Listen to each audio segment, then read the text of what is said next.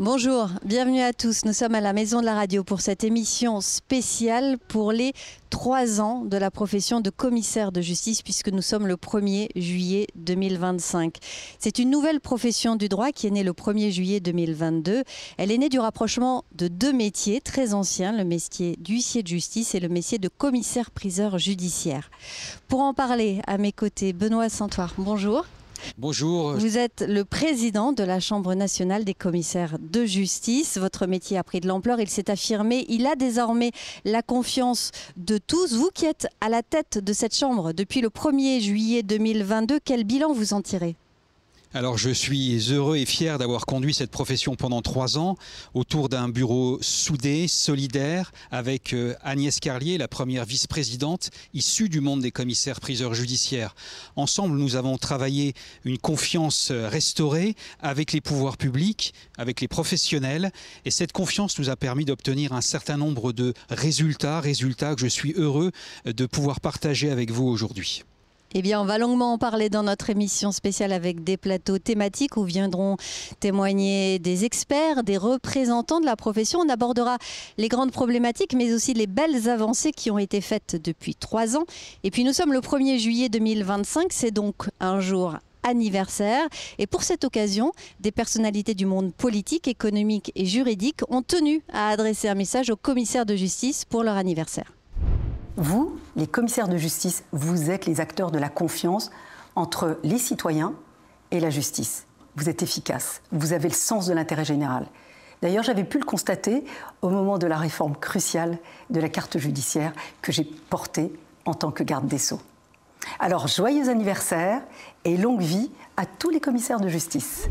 Je tiens à saluer les commissaires de justice, garants de cette confiance au quotidien. Leur engagement au service des citoyens et des entreprises est essentiel pour une justice efficace et accessible. Merci pour votre travail indispensable. Et bon anniversaire à votre profession. 3 ans après sa création, la profession de commissaire de justice a su faire la preuve de sa légitimité et de sa capacité à répondre aux défis du temps présent. Je vous adresse à tous mes vœux de confiance et de réussite pour les années à venir. Les commissaires de justice incarnent une profession moderne au cœur de la justice du quotidien. Je suis heureux aujourd'hui de souhaiter un très bon anniversaire à cette jeune profession porteuse de tant d'avenir et de projets, en adressant à chacune et à chacun des membres qui la composent un message de confiance et d'amitié. Les commissaires de justice ont 3 ans. Et ces 3 années d'expérience vous ont permis de prendre une place majeure dans la justice française, partenaire essentiel de l'exécution.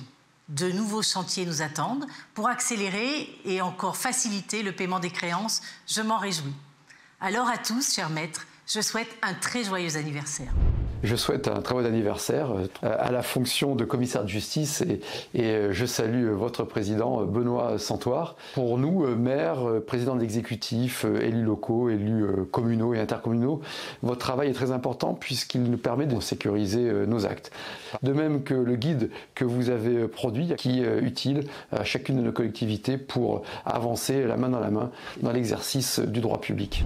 Le président de l'Ordre des avocats au Conseil d'État à la Cour de cassation que je suis est extrêmement heureux de pouvoir adresser ce message à la profession de commissaire de justice avec laquelle nous travaillons au quotidien. Et je me réjouis donc et je vous remercie de m'avoir permis de souhaiter un excellent anniversaire à nos amis commissaires de justice. Bon anniversaire. Au nom du Conseil national des barreaux et des 78 000 avocats qu'il représente, je souhaite un très joyeux anniversaire aux commissaires de justice. La coopération entre nos professions au service du justiciable est indispensable. À titre d'exemple, nous venons de signer une charte de bonnes pratiques en matière d'aide juridictionnelle. Une fois encore, très joyeux anniversaire. Les 17 500 notaires de France et leurs 55 000 collaborateurs se joignent à moi pour vous souhaiter à vous, commissaires de justice, la Chambre nationale des commissaires de justice et leur président, Benoît Santoire, un très bel anniversaire. Nous avons de très belles pages à écrire ensemble et nos missions sont essentielles pour l'avenir. Vous pouvez être fiers du chemin parcouru et de votre engagement au service de notre justice et de toutes nos entreprises. En effet, vous jouez un rôle sociétal essentiel au cœur de la protection des droits des Français pour garantir la sécurité juridique, assurer l'exécution des décisions de justice, accompagner les citoyens et toutes nos entreprises, quelle que soit leur taille, dans leur démarche. Alors, pour cette 3e année, je vous souhaite un joyeux anniversaire. Mais les professions judiciaires jouent un rôle extrêmement important à la fois dans le principe et dans l'application de l'état de droit. Et c'est une occasion véritablement très importante qui est donnée par les pouvoirs publics à la profession pour se réorganiser et pour avoir une vision d'avenir pour améliorer en quelque sorte l'état de droit. Et donc à cette occasion, je souhaite un très très bon anniversaire aux 3 ans de cette profession magnifique des commissaires de justice.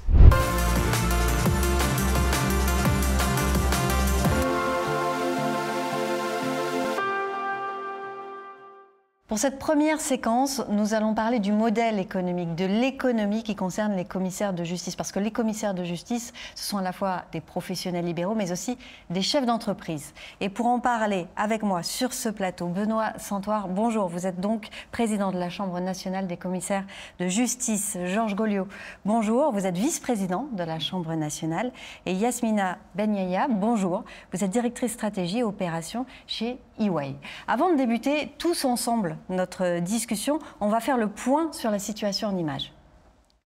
Depuis 3 ans, l'économie de la profession a repris une trajectoire croissante.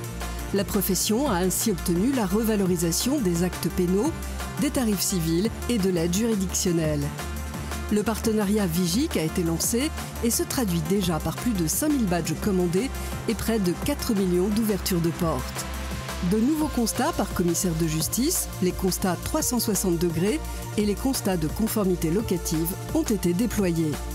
Et la profession dispose désormais de 2 nouvelles activités accessoires, l'entremise immobilière sur les biens gérée par les commissaires de justice exerçant l'activité d'administrateur d'immeubles et la vérification des comptes de gestion des majeurs protégés.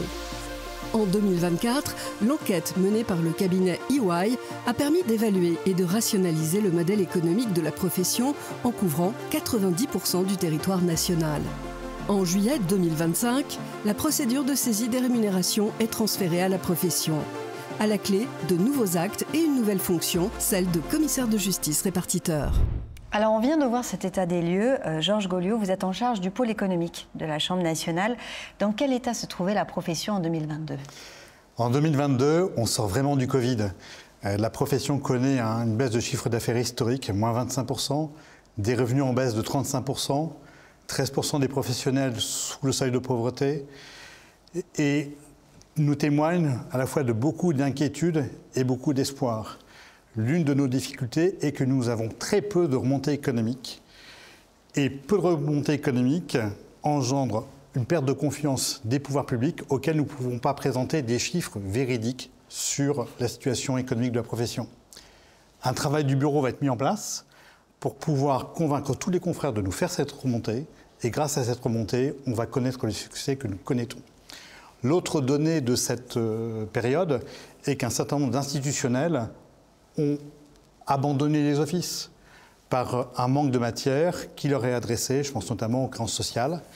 Et puis une inquiétude qui est sous-jacente, c'est celle des ex-commissaires-priseurs judiciaires pour lesquels le rapprochement va devenir effectif et qui ont également besoin d'être en confiance vis-à-vis de la Chambre nationale. Alors Yasmina Benyaya, je me tourne vers vous. Vous avez fait une radiographie en fait complète de la profession. Quelles sont les caractéristiques structurantes d'hier et d'aujourd'hui ? Alors, ce que je retiens, moi, de cette nouvelle profession, qui a évidemment des racines très ancrées, c'est que c'est une profession en mouvement, résiliente et qui se réinvente sans cesse. En 3 ans, la profession a réussi, entre autres, à se forger une identité propre et à se faire connaître davantage du grand public. Alors, évidemment, il reste encore des défis à relever pour continuer à optimiser et continuer à pérenniser le modèle économique, mais nous y reviendrons. Aujourd'hui, je voulais vous partager 3 nombres, 20, 50, 90. 20, parce que 20% des sondés dans notre étude ambitionnent une association. Et on semble, comme ça, se diriger davantage vers un modèle avec des structures de grande taille plutôt que de petites structures. 50% des offices pour qui l'intégration de l'intelligence artificielle est le besoin le plus exprimé en matière de digitalisation. Et donc une profession qui se tourne véritablement vers l'innovation. Et enfin, 90% des professionnels qui, dans notre étude, semblaient encore un peu inquiets, avec comme enjeu principal l'enjeu de maintien et de renforcement de la rentabilité. Mais des offices très clairement tournés vers l'avenir et des offices qui ont une idée très claire également des défis à relever. Le tournant du numérique, évidemment, l'enjeu de formation initiale et continue pour maintenir la qualité de service, l'enjeu de recrutement des collaborateurs qualifiés et enfin l'enjeu d'attractivité et d'image de la profession pour cette fois attirer les jeunes. Et des offices qui peuvent compter sur leurs collaborateurs, qui ont également remonté dans notre étude une note de satisfaction globale de plus de 7 sur 10. Benoît Santoire, de votre côté, vous avez défendu auprès des pouvoirs publics des mesures fortes pour améliorer la situation économique de la profession. Quel accueil vous avez eu ? Un accueil plutôt favorable. Nous avons réussi à construire un dialogue extrêmement positif, constructif avec les pouvoirs publics sur des sujets très importants. La revalorisation de nos tarifs, très anciens pour certains. Le tarif pénal 2002 n'avait pas été revu, le tarif civil bien évidemment et le tarif de l'aide juridictionnelle depuis 1973. Et nous avons essayé de démontrer notre qualité de tiers de confiance à travers de nouveaux sujets comme la réforme de la saisie des rémunérations par exemple ou de nouvelles activités accessoires, la vérification des comptes de tutelle mais également l'activité d'intermédiation immobilière. Alors, Georges Golliot, on a entendu que les commissaires de justice, ils avaient des singularités économiques très fortes. Quelle trajectoire depuis 2022 ? Moi, je lis deux trajectoires parallèles reliées. La première est une trajectoire de conformité. Aujourd'hui, cette conformité s'exprime au niveau de la réglementation, à commencer par celle qui s'applique à la Chambre nationale, par un règlement intérieur qui prévoit des clauses d'engagement contrôlées par des délégués tirés au sort parmi l'Assemblée, en amont du contrôle des commissaires aux comptes.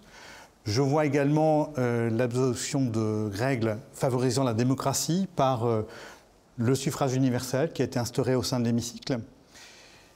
Il faut compléter ces démarches de mise en conformité par ce qui s'impose à nos confrères à travers le code de déontologie, les règles professionnelles, et puis des précisions statutaires issues de l'ordonnance du 8 février 2023 ou du décret du 14 août 2024. Enfin, on peut noter une obligation à venir concernant la mise en conformité au regard des dispositions relatives à la lutte contre le blanchiment et le financement du terrorisme.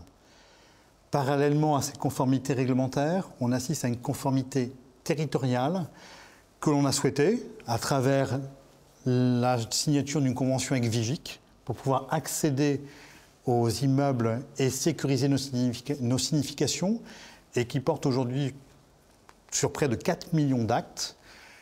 Une conformité liée à la CVO, la contribution volontaire obligatoire qui est prévue par l'article 17-1 de l'ordonnance de 2016 et qui nous permettra demain d'avoir l'outil pour asseoir le maillage territorial et la trajectoire d'attractivité de la profession. Grâce à cette conformité, les pouvoirs publics nous ont permis d'accéder à un certain nombre de nos demandes, s'agissant notamment de l'attractivité économique de la profession. C'est, comme l'a rappelé Benoît Santoire, l'augmentation des tarifs civils, pénales, aide juridictionnelle, mais également la tarification d'actes et de formalités qui jusqu'à présent ne l'étaient pas. Et enfin, un tarif s'agissant des actes et formalités relatifs à la déjudiciarisation de la saisie des rémunérations, qui prend en compte à la fois le coût pertinent, mais également la nécessité d'une marge, et même 13,5 millions au titre des frais de transfert. Cette attractivité, bien sûr, elle est complétée par l'octroi de nouvelles matières, comme l'a rappelé le Président, activités accessoires, entre autres, qui sont déterminantes pour certains offices, notamment qui sont situés en zone rurale. Alors Yasmina Benyani, on voit que toutes ces mesures, ça met la profession dans une espèce de sprint permanent. Vous observez quelle trajectoire ? De mon point de vue, en tout cas dans l'étude qu'on a eue, deux trajectoires. La première option en tout cas qu'on souhaite tous éviter et que ce rapprochement effectué mette à mal la confraternité, la qualité du service rendu, accentue la concurrence, fragilise le modèle et in fine le maillage territorial. Alors évidemment, face à ce scénario très pessimiste, de nombreux leviers. On peut en citer 4. La revalorisation des tarifs réglementés, le support aux stratégies de croissance, l'accompagnement à la digitalisation et l'accompagnement à la diversification. Et on l'a vu, de nombreux leviers ont d'ores et déjà été mis en place. Au départ, ce rapprochement effectivement était plutôt mal accueilli, mais on l'a vu également, la profession a su et va continuer à faire de ce rapprochement un succès, en tout cas c'est ma conviction.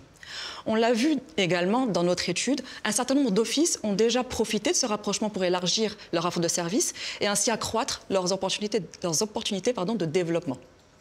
Le tournant du numérique par ailleurs, et notamment l'intelligence artificielle, évidemment primordiale, et les commissaires de justice, comme tous les professionnels du droit et pas que d'ailleurs, vont et sont impactés par l'intelligence artificielle et vont pouvoir en tirer profit.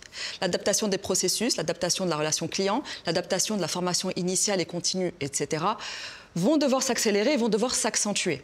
Les pouvoirs publics et les instances représentatives ont évidemment un rôle primordial à jouer dans toutes ces transformations, tant pour les professionnels évidemment, mais également pour le système judiciaire et in fine pour le contribuable.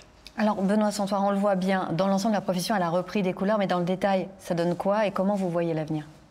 Alors oui, la profession va mieux. Moins d'1 milliard en 2019 de chiffre d'affaires global. Nous sommes passés à 1,4 milliard d'euros en 2024. Pour autant, il reste et il subsiste des inégalités pour certaines consoeurs, certains confrères, et particulièrement dans les milieux semi-ruraux, dans les milieux ruraux. Et c'est pour cette raison que nous avons mis en place cette contribution volontaire obligatoire qui va nous permettre d'aider les jeunes consoeurs et les jeunes confrères en difficulté dans ces milieux. Merci à vous trois. On va à présent écouter une question que vous adresse un délégué de la Chambre nationale. Qu'apporte concrètement la réforme du SCT à l'économie de la profession ? Georges Bolliot, la réponse est pour vous. Merci. Alors concrètement, le SCT est un système de compensation des transports qui n'avait pas été revalorisé depuis 2014. Donc la décision du Conseil d'État qui a annulé l'arrêté qui organisait le SCT nous a donné l'occasion d'aller voir les pouvoirs publics pour leur dire très concrètement, aujourd'hui on a une difficulté relative au remboursement de nos frais de transport.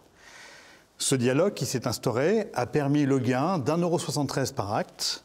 Aujourd'hui la profession fait à peu près 8,5 millions d'actes. Sur ces 8,5 millions, 2,6 millions sont dématérialisés, 5,9 millions sont effectués avec un transport. C'est donc 10 millions d'euros qui sont directement injectés par cette augmentation dans la profession.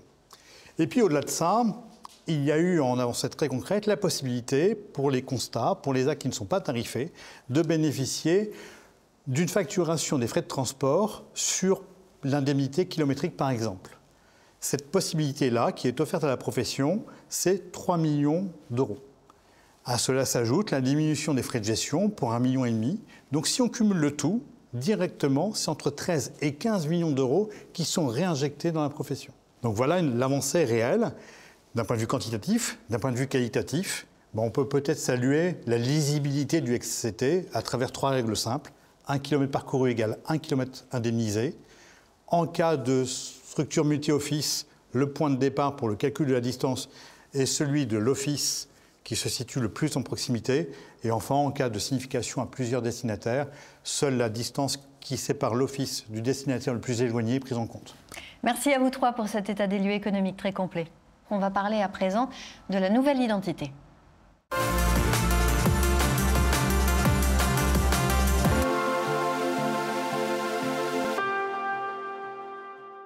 Nous sommes donc le 1er juillet 2025 et nous fêtons le 3e anniversaire pour cette profession de commissaire de justice, une profession qui est l'héritière de 2 très anciennes professions, commissaire-priseur judiciaire et huissier de justice. Et c'est l'occasion forcément pour nous de dresser un premier bilan de ce rapprochement. Pour en parler, Nicolas Moreton, bonjour, vous êtes membre du bureau de la Chambre nationale, ancien président de la Chambre nationale des commissaires-priseurs judiciaires, et Benoît Santoire, président de la Chambre nationale des commissaires de justice. Tout d'abord, avant de débuter notre discussion, on va regarder un film.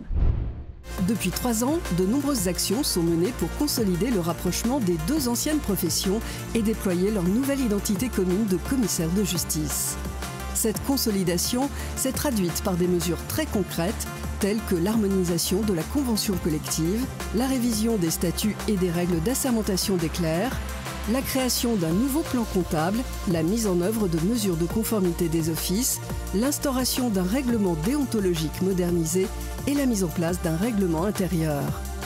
Depuis la naissance officielle de la profession, au-delà des échanges avec le bureau lors du Congrès national, des déplacements réguliers dans les cours d'appel ont permis de rapprocher la gouvernance des préoccupations des commissaires de justice des différentes régions.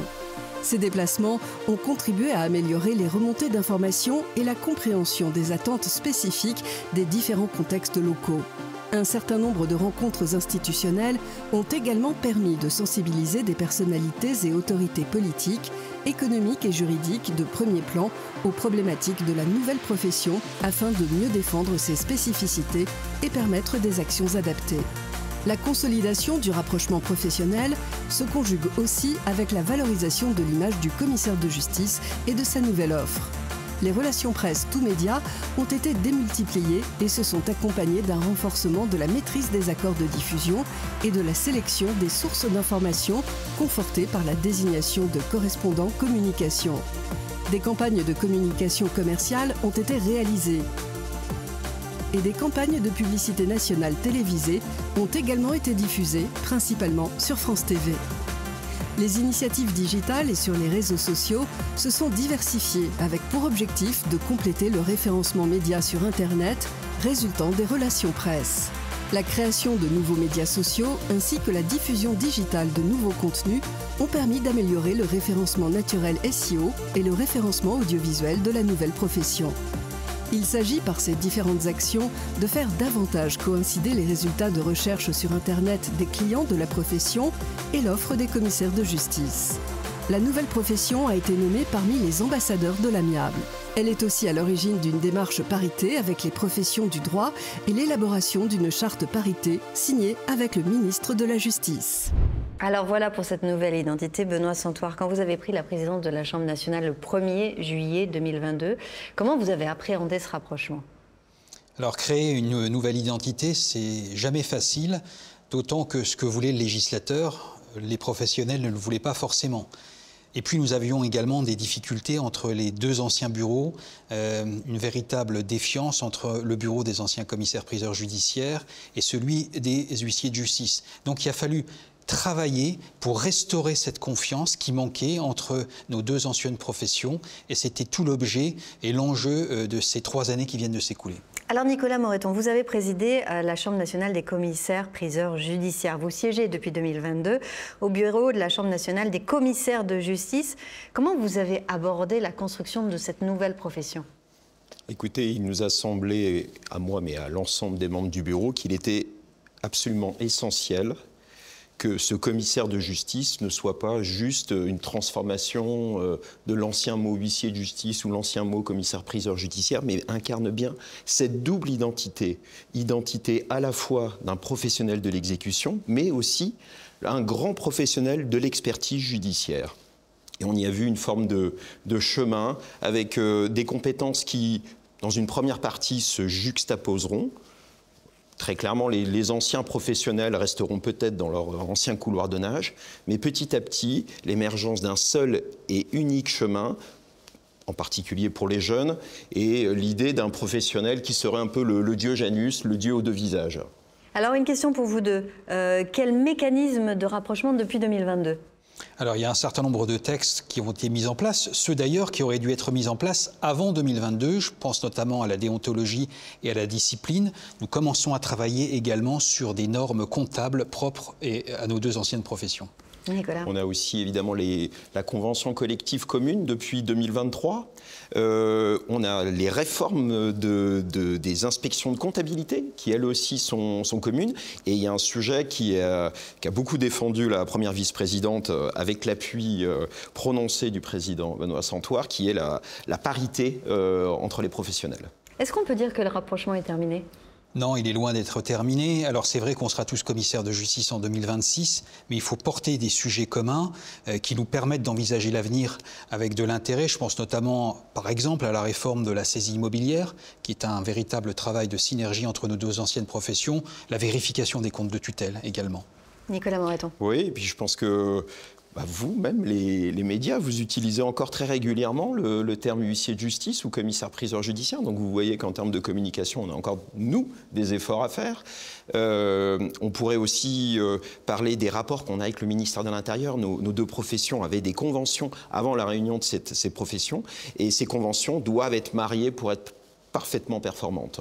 Alors merci à vous deux. On va à présent voir quelles sont les questions des délégués nationaux. Comment la généralisation de la dématérialisation a accéléré le rapprochement de nos deux anciennes professions? Pour approfondir les compétences de nos deux anciennes professions, ne pourrait-on pas envisager le développement d'outils numériques au service des inventaires? Nicolas Moreton, on commence par la question sur la dématérialisation.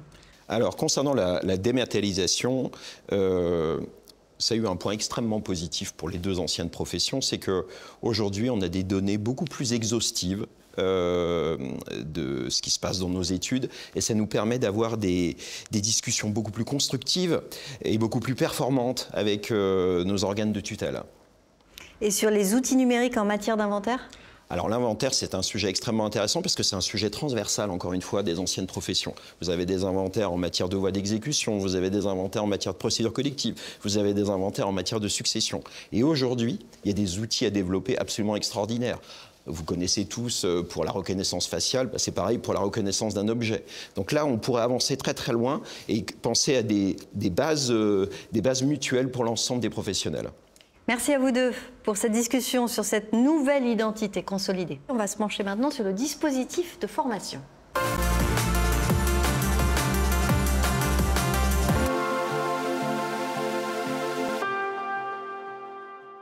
Nous allons à présent évoquer un thème important qui est celui de la formation. C'est un enjeu majeur depuis 2022, à savoir pour que les professionnels continuent à exercer, mais aussi comment former les futurs commissaires de justice. Pour en parler, à mes côtés, Benoît Santoire, président de la Chambre nationale des commissaires de justice, Olivier Barré, bonjour, membre du Bureau national, responsable du pôle formation. Bonjour.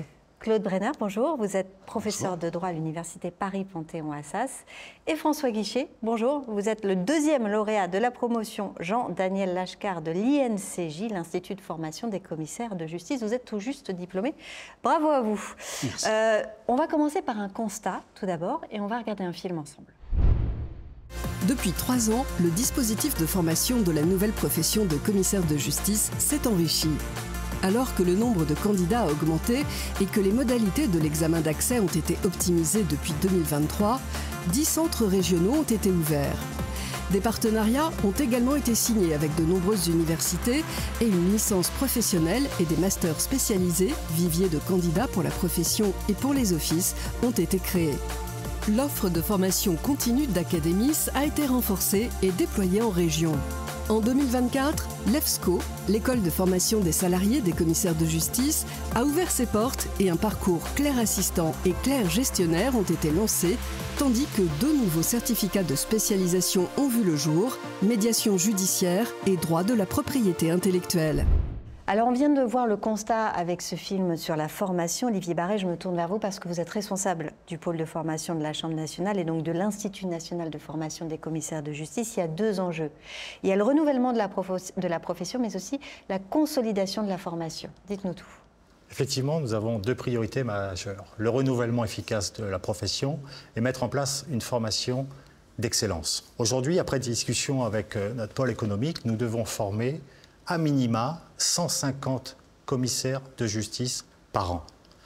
Notre Institut national de formation est principalement composé d'étudiants provenant du monde universitaire titulaires d'un Master 2, de clercs et collaborateurs en mobilité interne et d'anciens magistrats, d'anciens avocats, d'anciens greffiers de commerce, des professionnels qui nous apportent une extrême richesse. Nous avons connu une progression entre 2022 et 2025 de 300%. C'est-à-dire que nous sommes passés de 64 stagiaires à 210 stagiaires actuellement. Et pour soutenir cette dynamique, on a mis en place plusieurs actions. 1, une présence active sur les réseaux sociaux. 2, le développement des partenariats avec plus d'une quarantaine d'universités. 3, la mise en place de salons virtuels où des commissaires de justice peuvent échanger avec des étudiants. Et enfin, 4, le déploiement sur tout le territoire, y compris en Outre-mer, des centres de formation. Alors, puisqu'on parle des universités, Claude Brenner, vous enseignez le droit privé et les procédures d'exécution. Quel regard vous portez sur les liens entre le monde universitaire et professionnel et sur l'importance donnée par ces conventions entre la Chambre nationale et les universités comme Assas? Alors, je crois que les relations entre l'université et la profession des commissaires de justice, pour parler d'elle essentiellement, sont aujourd'hui excellentes. Et je tiens à saluer ici l'action particulière de la nouvelle présidence de la profession des commissaires de justice, qui a pour cheval de bataille, parmi d'autres, mais essentiellement, je crois, la formation. C'est un enjeu qui est un enjeu stratégique pour beaucoup de professions, pour des raisons qui sont diverses, notamment pour ce qui concerne la profession des commissaires de justice, pour des raisons démographiques et des raisons d'image.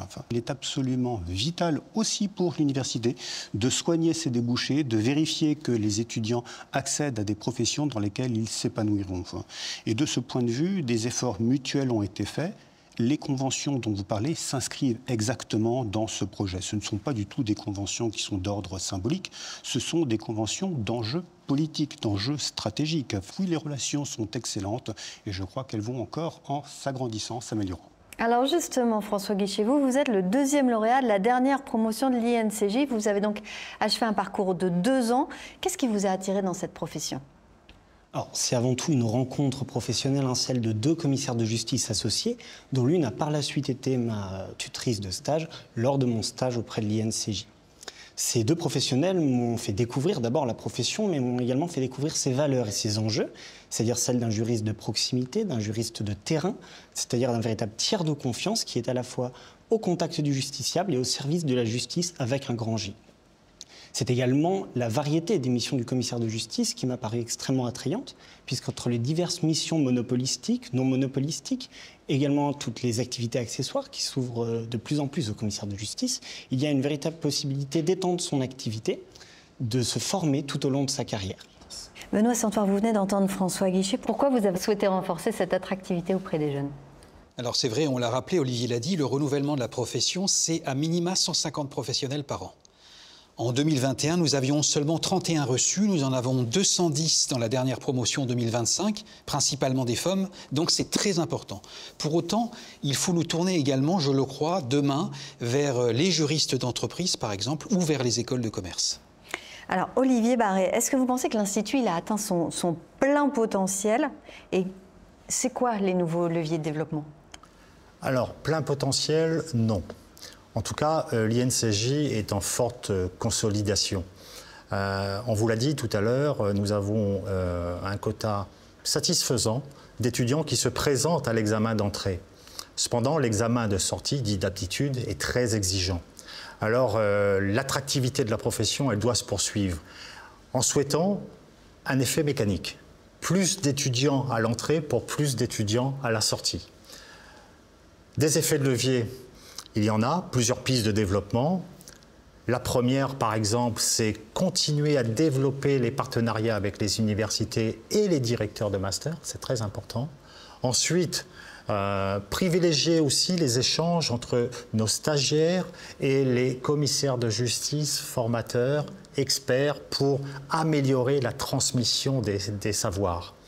Enfin, je dirais, mettre à disposition des étudiants des cours plus spécifiques, qui ne sont pas prévus au programme, comme les process de communication, la gestion du stress, qui peuvent aider l'étudiant à être mieux préparé à l'examen d'aptitude, donc de sortie. Et enfin, comme tout examen, c'est-à-dire multiplier le nombre d'entraînements à ce fameux examen. L'INCJ, si vous voulez, doit continuer à évoluer, tout simplement pour attirer des talents et pour une formation d'excellence. Alors justement, François Guichet, vous qui êtes tout juste sorti de l'INCJ, comment vous avez abordé cette formation et comment la caractériser? Alors, pour ce qui est de savoir comment je l'ai abordée, je dirais que j'attendais que la formation me donne toutes les clés et connaissances nécessaires pour me sentir à son issue prêt tant à passer l'examen d'aptitude à la profession de commissaire de justice qu'à ensuite, dans l'hypothèse d'un succès, m'installer et me sentir prêt à exercer les fonctions. Je dirais sur ce plan que l'INCJ a su répondre à mes attentes. Ensuite, pour ce qui est de comment je caractériserais la formation, je dirais d'abord que c'est une formation qui est complète. C'est-à-dire qu'on ressent on essaye de nous former sur tous les aspects du métier de commissaire de justice, mais également sur des aspects très terre-à-terre, tels que de la gestion, du management, de la comptabilité, qui sont nécessaires à la tenue d'une étude et à l'exercice de la profession. Ensuite, je dirais que c'est une formation qui est axée sur la proximité, celle entre les formateurs, les équipes pédagogiques et les étudiants. L'étudiant, le commissaire de justice stagiaire se sent toujours à l'écoute. Les équipes font preuve d'un grand sens de l'écoute et d'une grande réactivité lorsqu'on s'adresse à eux. Et il n'y a donc jamais une question et sans réponse, en réalité. Un commissaire de justice stagiaire aura toujours une réponse à ces questionnements, qu'ils soient d'ordre juridique, pédagogique ou administratif. Claude Brenner, on a entendu le point de vue étudiant. Vous, votre regard sur l'évolution de la formation? La profession de commissaire de justice a ceci de particulier que c'est une profession qui est polyvalente, avec des modes d'exercice qui sont divers, dans des secteurs qui sont assez variés, et des formes d'exercice aussi qui vont de l'analyse jusqu'à l'application stratégique. On procède à des constats, on procède à des procédures d'exécution, on récolte des preuves. Tout cela demande un bagage scientifique qui est un bagage scientifique très large. Et donc la formation doit en prendre acte. Paris 2, de ce point de vue, mon université a décidé l'année dernière d'ouvrir à l'initiative de la profession une licence professionnelle précisément pour renforcer le bagage non pas simplement de ceux qui se destinent à devenir commissaires de justice, mais aussi les collaborateurs. C'est dire que dans tous les degrés de la profession, il y a une exigence d'excellence qui se développe et nous espérons bien, dans mon université, poursuivre ce partenariat avec peut-être la création d'un master. C'est dire que nos relations sont très liées. Pour le moins. Benoît Santoir, pour résumer, comment on peut envisager l'évolution encore de la formation des futurs commissaires de justice et quels seraient les nouveaux publics touchés ? Partout où nous le pouvons, il faut signer, le professeur l'a rappelé, des conventions, des licences professionnelles avec les facultés. Déjà plus de 10 facultés ont suivi la profession, mais il faut aller au-delà et sur tout le territoire français.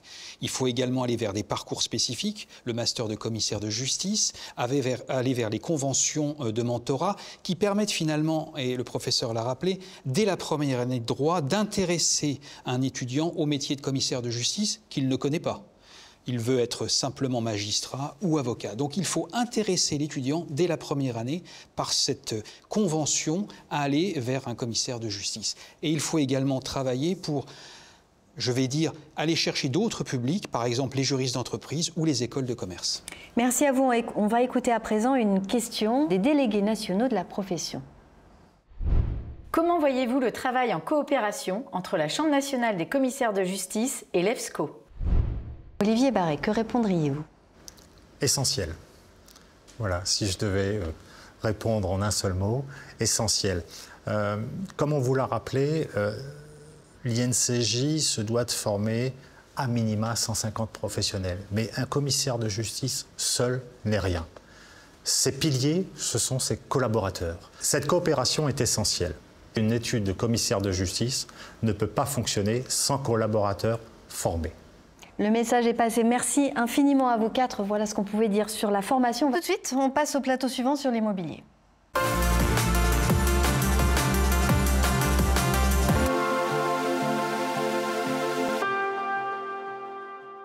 On va à présent parler immobilier et logement. Alors traditionnellement, c'est un sujet qui est au cœur de l'activité des anciens huissiers de justice et qui prend à présent une autre dimension avec les commissaires de justice et la création de cette profession. Pour en parler, à mes côtés, Benoît Santoir, président de la Chambre nationale des commissaires de justice, et Loïc Quentin. Bonjour, vous êtes président de la FNAIM, Fédération nationale de l'immobilier. Alors avant de commencer nos discussions, on va regarder un film, on va faire un point sur le sujet. Depuis 3 ans, la profession de commissaire de justice renforce ses positions dans le domaine du logement et de l'immobilier et valorise ses missions d'administrateur de biens à titre accessoire et de syndic de copropriété. La gestion des biens des collectivités a également été particulièrement développée par la profession. Une activité que l'on peut notamment retrouver dans le guide de 250 pages, le commissaire de justice au service du droit public, publié avec l'appui de la Banque des Territoires. Régulateur économique et social immobilier, le commissaire de justice a vu son rôle s'accroître en juillet 2023 dans le cadre de la loi Kasbarian en cas d'occupation illicite. Les délais de procédure ont été réduits et le rôle social du commissaire de justice a été reconnu. En avril 2024, c'est la loi sur l'habitat dégradé qui autorise dorénavant les mesures conservatoires pour le recouvrement des charges de copropriété. Les motifs autorisant l'accès aux parties communes des immeubles ont été étendus, tandis que l'intermédiation immobilière sur les biens gérés par les commissaires de justice exerçant l'activité d'administrateur d'immeubles est désormais possible depuis septembre 2024. Alors voilà pour le point en images. Louis Quentin, vous êtes à la tête de la FNAIM depuis 2022. C'est le premier syndicat de l'immobilier avec 12 000 adhérents. On sait que le logement et l'immobilier, c'est clairement la première préoccupation des Français. Quels sont selon vous les principaux freins, les principaux blocages à un meilleur accès au logement et quel rôle votre profession peut jouer? Quelles solutions elle peut apporter? Alors on vient certainement de connaître la plus grande crise de l'immobilier depuis l'après-guerre. Mais la crise du logement est devant nous. Si la crise de l'immobilier est derrière nous, celle du logement est devant nous. Et finalement, on a une vraie problématique, c'est notamment de faire fonctionner tous les secteurs, que ce soit la construction neuve, que ce soit l'accession, le parc locatif social, le parc locatif privé, et tous ces secteurs sont en grande difficulté. Alors, en tant que président de fédération, c'est difficile d'être au rendez-vous, je dirais, de l'histoire et faire des propositions dans un contexte si tendu avec des dispositions budgétaires extrêmement réduites. Les recettes de l'État sont exsangues et il faut redoubler d'imagination pour avoir des solutions adaptées à une crise que nous avons beaucoup de mal à identifier, voire même à expliquer. C'est là l'enjeu d'un secteur comme le nôtre, et je dirais que la FNIM est pleinement mobilisée. Agir pour le logement, c'est notre devise, avec des propositions multiples, mais encore faut-il être entendu. Je rappelle qu'actuellement, au niveau de l'État, l'Assemblée nationale, c'est 11 groupes parlementaires et l'impossibilité totale de pouvoir faire avancer une grande loi pour le logement. Alors le diagnostic est extrêmement précis, Benoît Santoire. Est-ce que vous le partagez et comment le commissaire de justice peut contribuer finalement à rendre ce marché du logement plus accessible? Alors le commissaire de justice, c'est avant tout un juriste de proximité, un tiers de confiance. Donc dans son quotidien, il accompagne le propriétaire, qu'il soit élu, qu'il soit particulier. C'est la vérification de la solvabilité d'un locataire entrant, c'est le procès-verbal de constat dans les lieux, à l'entrée et à la sortie qui a force probante. C'est bien évidemment l'encaissement du loyer et c'est également l'accompagnement du locataire, notamment dans la réalisation de certaines clauses abusives dans les baux. C'est une obligation de conseil que nous vérifions avec attention. Louis Quentin, ce qu'on voit, c'est un des problèmes qui est de plus en plus fort, c'est la hausse des impayés de loyer, des impayés de charges de copropriété. Ça met en lumière forcément une augmentation de la précarité. Vous, de votre côté, qu'est-ce que vous observez et comment y répondre? Compliqué pour nous. Vous savez, on est dans un marché, je dirais, d'exception. Et l'exception véhicule toujours l'exclusion. Et l'exclusion frappe toujours les plus faibles et notamment les couches les plus précaires. Et à ce titre, on l'observe notamment dans une dégradation du pouvoir d'achat des Français face au paiement de leur loyer, face au paiement des charges de copropriété, avec lesquelles, bien évidemment, il faut composer, faire de la médiation et trouver des accords. Et bien évidemment, lorsque toute tentative de médiation ou d'avancement, d'aboutissement à l'amiable n'est pas positive, on a recours au commissaire de justice, qui est un allié indispensable au recouvrement, mais c'est la solution ultime. Alors justement, Benoît Santoire, la notion d'impayé, le commissaire de justice, on dit ça reste associé à l'expulsion locative. Finalement, est-ce que c'est toujours vrai ou est-ce qu'il y a une évolution depuis quelques années et qu'est-ce que vous pouvez faire pour aider les copropriétés en difficulté ? Alors il est vrai que le nombre d'expulsions a augmenté, tout du moins le nombre de commandements qui ont été délivrés à des locataires indélicats a augmenté. Le commissaire de justice aujourd'hui a de véritables missions de médiateur économique et de régulateur social, tout particulièrement avec la dernière loi dite Kasbarian où il collecte les données socio-économiques des locataires en difficulté. Donc ça c'est un vrai rôle majeur dans la procédure d'expulsion. Ensuite, sur l'accompagnement des propriétaires en difficulté, nous avons travaillé avec le législateur dans la loi Habitat, dite Habitat dégradé, de mars 2024, pour justement mettre en place une nouvelle mesure conservatoire qui permettra aux syndics d'effectuer une saisie en cas de non-règlement des charges de copropriété. Alors messieurs, ce qu'on voit en vous écoutant tous les deux, c'est qu'il y a une vraie convergence que ce soit sur le diagnostic ou sur les solutions, je dirais comme une complémentarité. Alors, une très grande complémentarité entre nos deux métiers. Je rappelle quand même que les commissaires de justice, c'est 3800 professionnels sur l'ensemble du territoire français, mais seulement moins de 1000 exercent l'activité d'administrateur d'immeubles et de syndic de copropriété, et plus particulièrement dans les territoires ruraux ou semi-ruraux. Donc c'est vraiment là que s'exerce cette activité, avec des juristes qui sont de proximité. Oui, Quentin. Je crois que derrière chaque professionnel réglementé par la loi Hoguet, loi de 2 janvier 70, qu'il soit agent immobilier, administrateur de biens, syndic de copropriété, finalement, il y a un besoin d'un commissaire de justice dans le cadre d'exécution et pour tous les métiers. Je crois que le recours à cette profession est indispensable, notamment à l'évolution propre de nos métiers. C'est un recours nécessaire, je dirais pour des solutions ultimes, certes, mais c'est un partenaire précieux. Alors, merci pour cet échange. Nous allons à présent passer aux questions des délégués nationaux de la profession. Où en est-on du développement par la profession de l'activité d'administration des biens des collectivités territoriales? Quelles sont les propositions de la Chambre nationale en matière d'immobilier et de logement pour que la profession s'appuie sur les pouvoirs publics?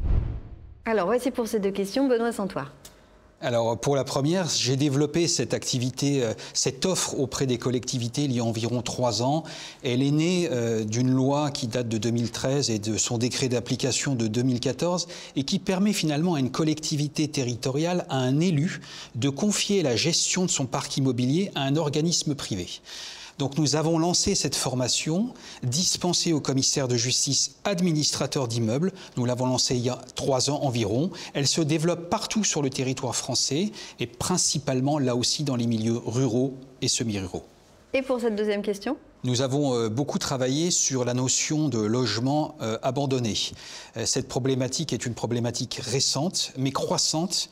Nous avons travaillé pour faire des propositions au pouvoir public pour réduire le délai de mise en demeure qui précède le constat d'abandon du logement, le réduire de 1 mois à 15 jours. De la même manière, l'ordonnance qui doit être signifiée au locataire qui a abandonné son logement, nous souhaiterions qu'elle soit exécutoire sur minute, de façon à permettre au commissaire de justice de remettre les clés au propriétaire le plus rapidement possible.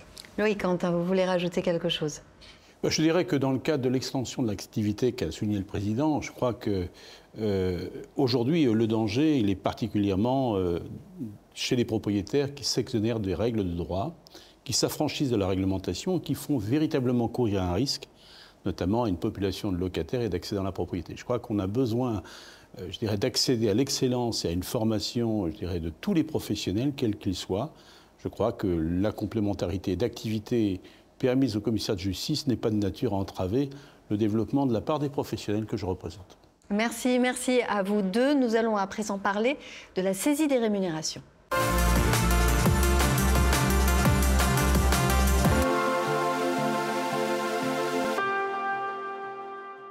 Ce 1er juillet est décidément une date importante. Non seulement c'est le 3e anniversaire des commissaires de justice, mais c'est aussi l'entrée en vigueur de cette nouvelle procédure de saisie des rémunérations issue de la loi du 20 novembre 2023. C'est une date très attendue, avec énormément d'implications. Pour en parler, à mes côtés, Benoît Santoire. Bonjour, vous êtes président de la Chambre nationale des commissaires de justice. Béatrice Duquerrois, bonjour. Vous êtes membre du Bureau national, vous êtes en charge de cette réforme.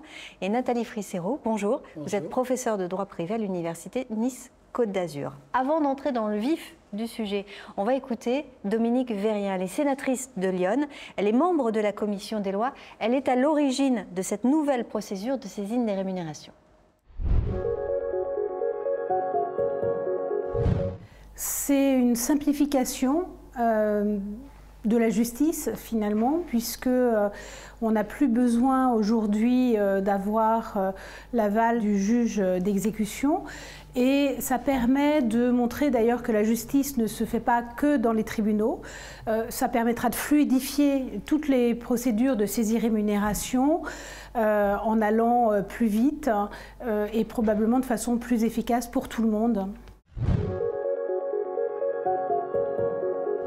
Alors en tant que rapporteur, il nous semblait important d'équilibrer correctement les choses et donc de veiller, même si on ne passe plus devant le juge, à ce que le débiteur soit bien informé de ses droits et que le commissaire de justice puisse veiller à préalablement voir s'il n'y a pas possibilité de trouver un accord entre les deux parties.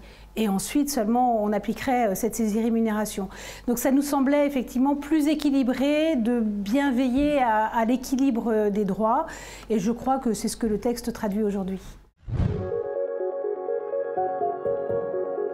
Oui, bien sûr, le premier message, c'est nous vous faisons confiance. Nous sommes persuadés que vous êtes compétents, que vous avez acquis d'ailleurs les compétences pour mettre cette réforme en place. Nous sommes persuadés que vous avez l'engagement nécessaire pour faire que cette réforme réussisse, puisque cette réforme, c'est finalement une marque de confiance sur votre capacité à rendre la justice sans qu'on soit obligé de passer par les tribunaux. Alors voilà pour ce message. Benoît Santoire, ma première question est très simple. Pourquoi cette réforme ?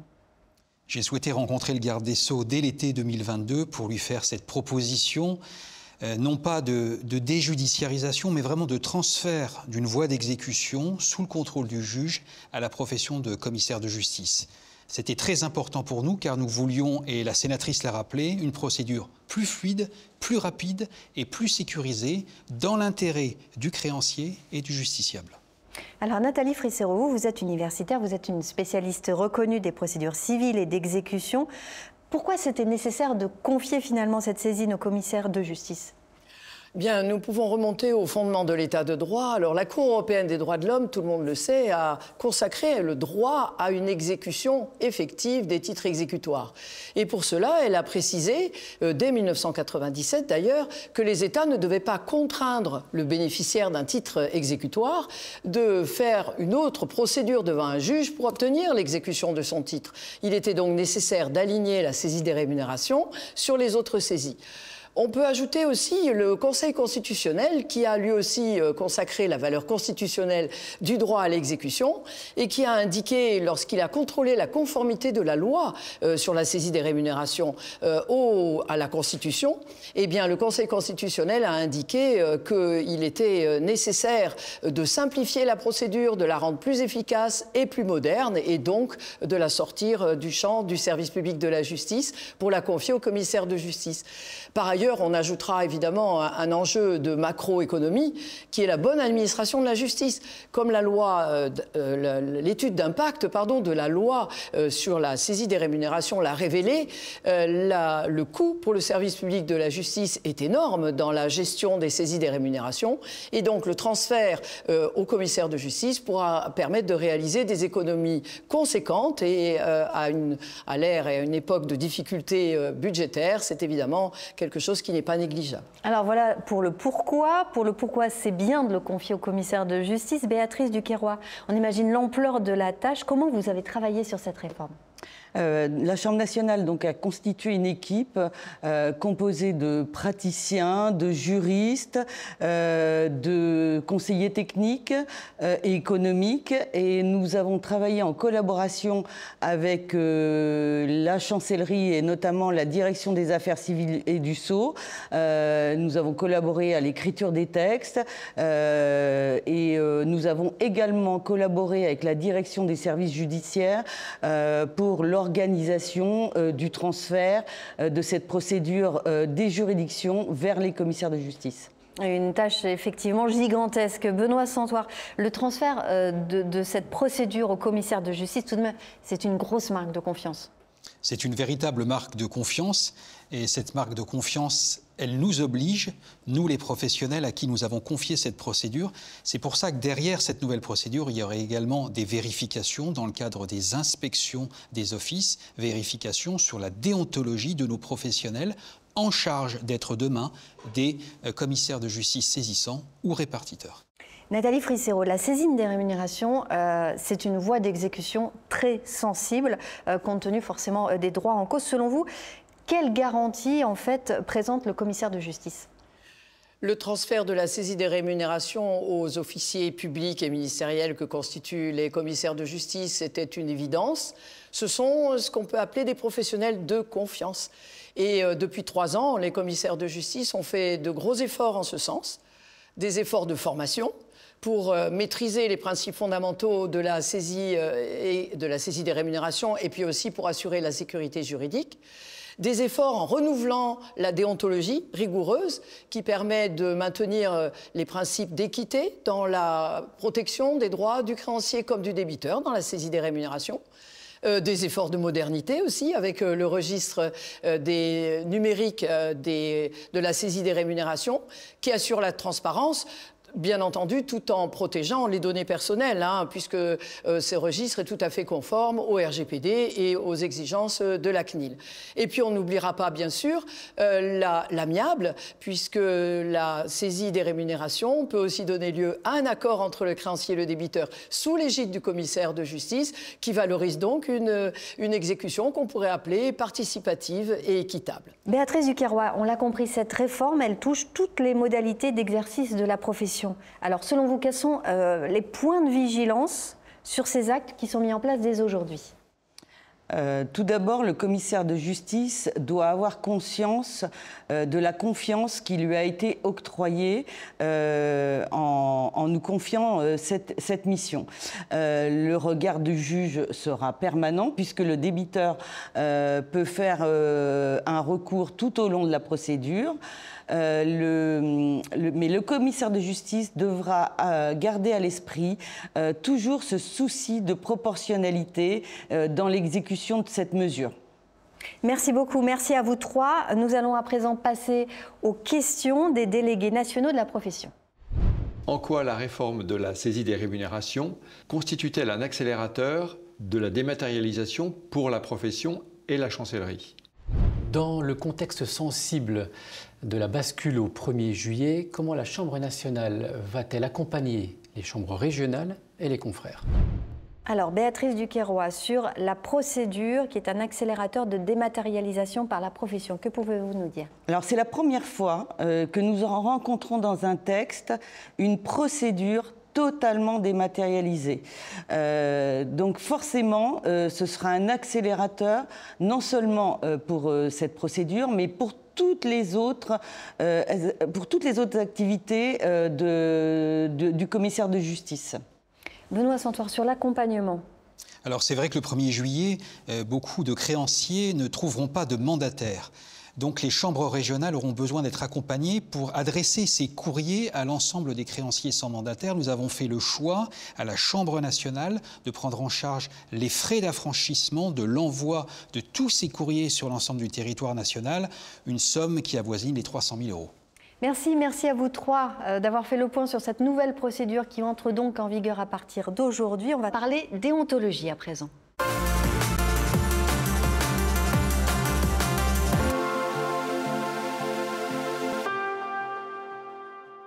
Après avoir abordé l'actualité immédiate de la réforme, on va en venir à un thème inhérent à la profession, bien entendu, c'est la déontologie et la discipline. Pour en parler avec moi, Benoît Santoire. Benoît, vous êtes président de la Chambre nationale des commissaires de justice. Marie-Christine Carpanetti, bonjour. Vous êtes membre du Bureau national, responsable du service d'assurance des risques professionnels. Denis Calipe, bonjour. Vous êtes président de la Chambre régionale du ressort de la Cour d'appel de Paris. Et à vos côtés, Aude Morel, bonjour. Magistrate sous-directrice des professions juridiques et judiciaires à la direction des affaires civiles et du Sceau. Aude Morel, justement, je vais m'adresser à vous. Vous portez la voix de l'autorité de tutelle de la profession. Vous allez nous rappeler quelles sont les exigences, les attentes de la chancellerie envers les professions réglementées en matière de déontologie. En tant qu'officier public ministériel, le commissaire de justice se voit effectivement doté de prérogatives par la puissance publique. À ce titre, il est attendu de lui une conduite irréprochable en matière de déontologie et de discipline, que ce soit dans le cadre de son exercice professionnel ou dans le cadre de sa vie privée. Ces obligations déontologiques sont fixées dans le cadre d'un code de déontologie qui a fait l'objet d'une adoption d'une refonte assez récente. Et ces grands principes qui sont fixés par ce code de déontologie des commissaires de justice constituent un corpus qui constitue un guide dans l'exercice professionnel des commissaires de justice dans leur exercice quotidien. À ce titre, les attentes qui sont celles de la chancellerie en la matière sont évidemment celles de l'exemplarité dans la mise en œuvre et dans la pratique professionnelle guidée par ce code de déontologie du commissaire de justice. et c'est également la pleine appropriation de ces dispositions qui ont fait l'objet d'une refonte pour une plus grande clarté, une plus grande accessibilité, parce que ce qui ressort en tout cas l'enjeu de cette appropriation du dispositif, c'est aussi la confiance des usagers envers ces professionnels et plus globalement la confiance envers la justice. Alors Benoît Santoire, comment a été mise en place une déontologie et une discipline commune? Le mot est important, commune, au sein de la nouvelle profession. Oui, Madame Morel l'a rappelé, le commissaire de justice est avant tout un officier public et ministériel soumis à une déontologie stricte et forte. Donc, dès le début de la réforme, nous avons travaillé en étroite collaboration avec la direction des affaires civiles et du Sceau pour mener à bien cette réforme qui est transverse aux professions réglementées du droit, et nous avons travaillé à la mise en place de ce qu'on appelle un code de déontologie dès le 1er mars 2024, puis à l'établissement de règles professionnelles. Marie-Christine Carpanetti, il y a beaucoup de textes avec beaucoup d'enjeux qui ont été publiés finalement en peu de temps. C'est un vrai défi pour leur mise en œuvre. Comment vous avez fait ? Oui, c'est un défi. C'est un véritable défi et il faut le mettre en œuvre dans un temps assez court. Donc dès le 1er juillet, la prise de fonction en 2022 de ce bureau, on s'est doté d'un guide. Il fallait faire un guide pour les présidents, il fallait arriver à trouver les mots, les formes, les exemples pour essayer de travailler au mieux avec eux. Les enquêteurs, puisqu'on a plusieurs acteurs dans cette nouvelle procédure. Donc les enquêteurs ont fait l'objet d'une prise de fonction qui a été un petit peu difficile parce qu'il a fallu les lancer sur une fonction qu'ils n'avaient pas l'habitude d'avoir. Donc une formation à la Chambre nationale sur 2 jours. Et puis, bien sûr, on a travaillé étroitement avec les services de la chancellerie et puis les magistrats, parce que l'essentiel, c'est de travailler avec les magistrats qui étaient dans les juridictions disciplinaires, à la Cour nationale, pour essayer de mettre en œuvre ces textes. Donc après, c'est la pratique qui fait qu'on arrive à fur et à mesure, tous ensemble, à cheminer dans ces textes et à se serrer un petit peu les coudes, je dirais, pour arriver à avancer et avoir une position commune, une interprétation commune. Denis Calibou, vous présidez la Chambre régionale des commissaires de justice la plus importante en nombre de professionnels. Quel changement concret ça a dans votre approche ? Écoutez, la réforme a eu un effet pour moi essentiel, c'est de bien faire la distinction entre ce qui relève de la déontologie, de ce qui relève de la discipline, ce qui n'était pas le cas auparavant. On a maintenant un corpus, c'est ce que disait Mme Morel, qui va nous permettre aujourd'hui de pouvoir faire appliquer, nous, présidents, la déontologie au quotidien. Et c'est essentiel, surtout dans une très grande communauté, car la cohésion d'une communauté nécessite une déontologie forte. Et en même temps, maintenant, le champ de la discipline est particulièrement bien défini. Et c'est nous-mêmes qui avons, les présidents, qui avons le choix des actions. Et je crois que le fait qu'aujourd'hui, il existe une chambre de discipline indépendante de la Chambre régionale est un progrès indéniable. Alors, Aude Morel, la chancellerie a souhaité une harmonisation du régime déontologique et disciplinaire des officiers ministériels. Et j'ai envie de vous demander, vous avez noté une spécificité pour les commissaires de justice et en particulier par rapport aux 2 anciennes professions, que ce soit les huissiers de justice ou les commissaires-priseurs judiciaires ? La réforme de la déontologie et de la discipline a effectivement été élaborée en plusieurs étapes, avec effectivement une refonte en profondeur du régime de la déontologie et de la discipline des officiers publics ministériels. Il a été fait le choix d'avoir à la fois un tronc commun sur un certain nombre des dispositions, et notamment ces dispositions qui, sur les juridictions disciplinaires, qui sont composées désormais à la fois de magistrats et de professionnels, également des services d'enquête indépendants. Mais il a également été fait le choix d'avoir une attention à la spécificité de chacune de ces professions. Pour exemple, les commissaires de justice sont tenus à un devoir d'humanité, à un devoir de ne pas mettre en œuvre des procédures disproportionnées dans l'accomplissement de leurs tâches. Et ça, ce sont vraiment des éléments et des marqueurs fondamentaux de la profession qui sont conservés et qui sont mis en exergue dans le cadre de ce corpus déontologique et disciplinaires, sont aussi des dispositions qui ont vocation à constituer l'identité même de cette nouvelle profession de commissaire de justice, étant précisé que jusqu'à la fin de cette année, donc jusqu'au 31 décembre 2025, il est toujours tenu compte de la spécificité de chacune des professions, puisque les juridictions disciplinaires sont adaptées, leur composition est adaptée en fonction de l'origine du professionnel mis en cause. Et donc, il y a véritablement une prise en compte à la fois de la spécificité de l'origine de cette nouvelle profession, mais aussi la volonté de faire en sorte que ce corpus déontologique et disciplinaire participe de l'identité même de cette nouvelle profession. Denis Cali, votre regard sur cette nouvelle architecture du champ disciplinaire, qu'est-ce que vous en pensez et quelles évolutions pour vous? Les évolutions sont très sensibles, puisque désormais le pouvoir déontologique relève essentiellement du président régional, qui peut prendre un certain nombre de sanctions qui correspondent en gros à ce qu'avant on pouvait donner en matière disciplinaire, ce qui était à mon avis pas suffisant. Et aujourd'hui on a bien fait la distinction de ce qui relève des pouvoirs du président, avec des pouvoirs propres, avec des sanctions qui sont mesurées, et à côté la possibilité pour le président ainsi que d'autres intervenants de saisir la chambre de discipline sur les problèmes, on va dire, plus graves, qui ont une connotation disciplinaire. La déontologie peut éventuellement déboucher sur une action disciplinaire, mais ce n'est pas forcément systématique. Avant, il y avait une confusion. Un confrère qui était poursuivi était poursuivi en discipline. Il n'y avait pas cette distinction. Et aujourd'hui, je pense que les confrères ont compris qu'il y avait une distinction qui était faite entre la déontologie et la discipline. On est en train de renforcer le corpus de la déontologie avec le code de déontologie, les règlements intérieurs des chambres régionales, un certain nombre de documents et puis même de décisions qui commencent à être rendues. Donc on est vraiment en train d'élaborer une véritable déontologie professionnelle et ça c'est vraiment pour moi essentiel. La discipline elle a toujours existé. Simplement aujourd'hui c'est ceux qui exercent la discipline qui ont changé avec une indépendance peut-être plus objective. En tout cas c'était un des buts de la réforme.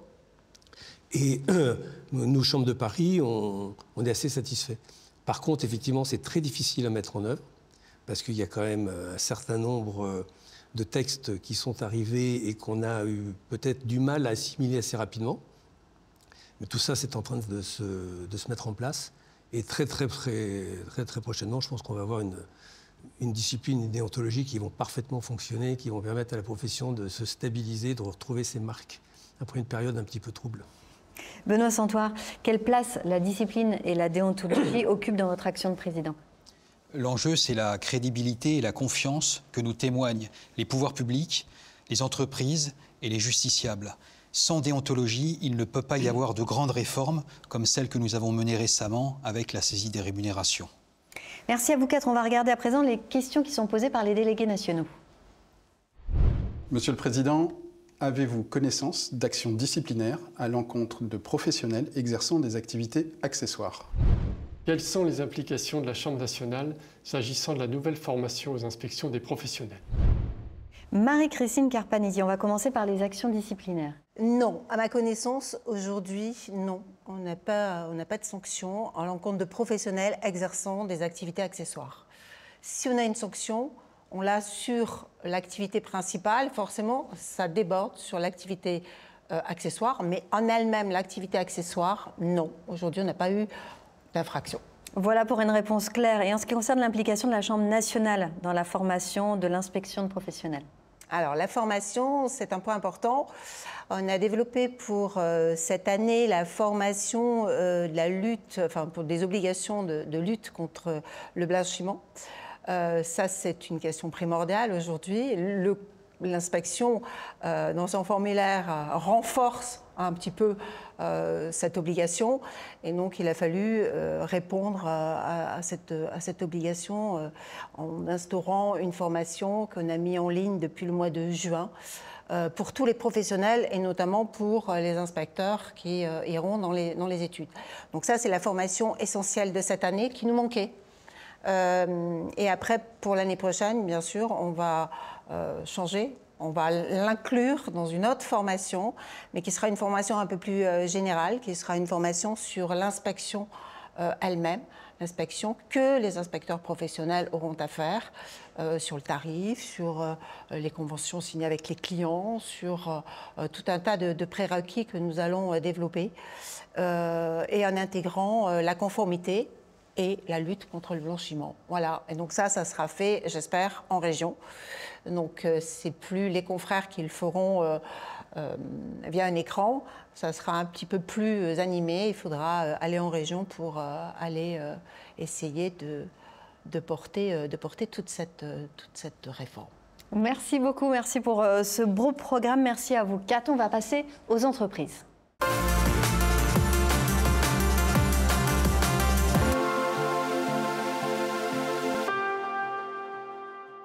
On va poursuivre à présent sous le prisme des entreprises et surtout savoir ce que les professions du droit peuvent leur apporter. Pour en parler, à mes côtés, Benoît Santoire, président de la Chambre nationale des commissaires de justice, et Michel Pellier. Bonjour, vous êtes président de la Conférence générale des juges consulaires de France. Benoît Santoire, je m'adresse à vous. La profession, elle est déjà, on l'a dit, elle est déjà partenaire des entreprises. Comment renforcer et développer cette offre ? Alors nous avons bien évidemment travaillé ces dernières années sur la généralisation de la force probante du constat, mais nous envisageons également l'avenir avec, par exemple, la généralisation de la facture électronique dans quelques années, et nous voudrions mettre en place un modèle normé de certificat d'irrecouvrabilité qui finalement permettra aux entreprises de recouvrer la TVA lorsqu'elles passent une créance en perte. Nous avons également travaillé sur des sujets prospectifs liés au recouvrement amiable des créances commerciales. Michel Pellier, vous êtes forcément aux premières loges en fait, pour observer nos entreprises. Vous êtes une espèce de vigie, vous voyez les impayés, la trésorerie, les faillites. Selon vous, quel rôle le commissaire de justice peut jouer à vos côtés ? Bien sûr que le chef d'entreprise a les yeux rivés en permanence sur sa trésorerie. Seul le compte client alimente positivement la trésorerie de l'entreprise, et tous les autres comptes, évidemment, ne sont que des comptes de dépenses, chacun le sait. En macroéconomie, le crédit interentreprise est un indicateur majeur pour l'examen de la bonne santé financière des entreprises. Et on sait aussi que la défaillance du compte client est la première des causes de l'ouverture des procédures collectives. Chacun devra reconnaître que le commissaire de justice, officier ministériel, qui est finalement le plus grand spécialiste du recouvrement de la créance à payer, il tient la loi des pouvoirs qui lui permet de recouvrer le compte client chez les débiteurs de mauvaise foi ou les débiteurs indélicats. Benoît Santoire, j'aimerais revenir sur la convention signée sur la signification électronique. C'était signé avec les greffiers des tribunaux de commerce. C'est exactement ça, c'est un partenariat très fort qui a été noué devant la directrice des affaires civiles et du Sceau. Et l'idée, c'est de permettre finalement aux commissaires de justice de poursuivre la signification dématérialisée de leurs actes aux personnes morales. Et pour cela, nous avions besoin d'avoir accès aux identités numériques qui sont conservées par les greffiers des tribunaux de commerce sur leur tribunal digital, plus d'1 million d'identités numériques. Et c'est tout l'objet de cette convention. Michel Pellier, forcément, une telle initiative, ça ne peut que satisfaire les juges consulaires. Alors quel regard vous portez sur les efforts qui sont faits pour mieux prévenir les contentieux ? Il faut avoir à l'esprit que le tribunal qui ouvre les procédures collectives désigne les organes de celles-ci. Le commissaire de justice est désigné en vue de participer à l'élaboration des inventaires de la procédure collective. Son rôle d'expert est majeur puisqu'il participe par ses travaux à assurer la garantie du gage général des créanciers, mais pas seulement, puisqu'il assure également la sécurité des titulaires de sûreté, en particulier l'arène de celle-ci, la clause de réserve de propriété. Benoît Santoire, on comprend bien que vos professions et les juges consulaires ont les mêmes finalités. Quelle nouvelle synergie on peut imaginer ? 60 milliards d'impayés en France aujourd'hui. Nous tentons d'y répondre. Les juges consulaires, les greffiers auprès des tribunaux de commerce et les commissaires de justice. Nous avons travaillé ces derniers mois sur une procédure issue d'une transposition du droit européen dans le droit français, avec l'idée de proposer au pouvoir public une procédure de recouvrement amiable et contradictoire des créances commerciales. C'est tout l'enjeu du débat dont doit se saisir prochainement le législateur. Michel Pellier, au niveau des synergies, vous voyez quel axe ? Je crois que toute mesure qui vise à contracter le crédit interentreprise est une bonne mesure en ce qu'il participe à l'assainissement des professions commerciales auxquelles nous sommes profondément attachés. Merci messieurs pour cette discussion. On va à présent écouter une question posée par les délégués nationaux. Avec le développement exponentiel de l'intelligence artificielle, quelle nouvelle activité notre profession pourrait-elle offrir aux entreprises? Benoît Santoire. Alors l'intelligence artificielle, c'est un vaste sujet. Elle sert actuellement à valoriser le constat. Et c'est un outil au service du constat. Néanmoins, je mets en garde les commissaires de justice. Cela doit rester un outil. Je rappelle que le constat, c'est avant tout le déplacement du professionnel lui-même sur les lieux du constat. Nous avons travaillé sur ce qu'on appelle le décret compétence de la profession, puisque je le rappelle, un constat de commissaire de justice, c'est un constat dressé par un commissaire de justice qui va se déplacer personnellement sur les lieux du constat. Ensuite, nous avons travaillé pour dénoncer les manœuvres déloyales et frauduleuses de certaines applications qui fleurissent sur les réseaux sociaux, sur le net, en saisissant, par le biais d'une mise en demeure, la DGCCRF. Michel Pellier. Oui, je crois que tout le monde sera d'accord pour dire que le constat est un outil qui entre dans l'office du juge sur le terrain de la preuve. Et je crois qu'il faut effectivement que les commissaires de justice puissent nous assurer la valeur probante utile à l'exercice de l'office du juge. Merci à vous deux pour cette riche discussion. Nous arrivons au terme de cette émission spéciale consacrée aux commissaires de justice, une émission dont l'objectif était de mieux connaître, de mieux comprendre les commissaires de justice, de mieux comprendre aussi le chemin parcouru depuis 3 ans et de voir que c'est une profession qui est réellement tournée vers l'avenir. Cette émission spéciale est aussi l'occasion de vous annoncer le lancement de la chaîne podcast Code Justice, soutenue par la Chambre des commissaires de justice, mais aussi la Banque des territoires. Et dès le mois de septembre, vous pourrez retrouver ce décryptage de l'actualité juridique à la fois sur Deezer, sur Spotify ou plus simplement sur codejustice.podcast.fr. Benoît Santoire, le mot de la fin vous revient. L'enjeu de cette jeune profession, c'est l'inscrire dans la justice du XXIe siècle. Une justice tournée vers la conciliation, vers les modes alternatifs de règlement des litiges. Nous allons travailler pour inscrire cette profession vers la déjudiciarisation, la simplification voulue par les pouvoirs publics. Voilà tout le travail que nous allons mener dans les années à venir. Merci de nous avoir suivis et à très vite.